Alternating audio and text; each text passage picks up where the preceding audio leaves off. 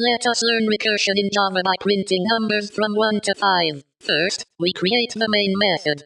This is where the program starts.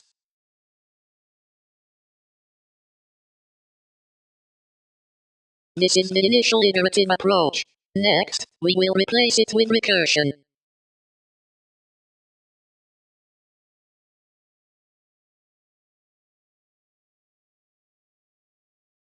Here, the for loop prints each number from 1 through 5.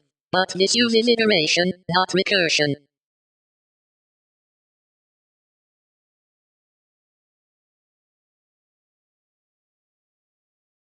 Now we create a recursive method named print, which takes an integer n. Inside the method, we print n, so when n is 1, it prints 1.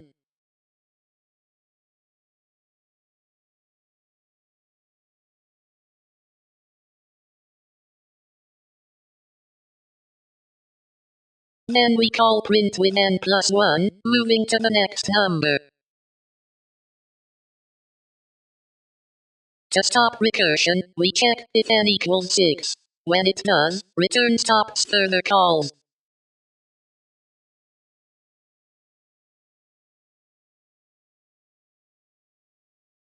Now we run the program. Starting with 1, the calls continue. 2, 3, 4, and 5.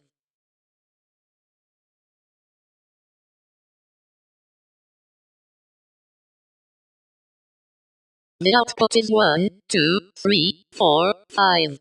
That is recursion in action. Subscribe for more DSA.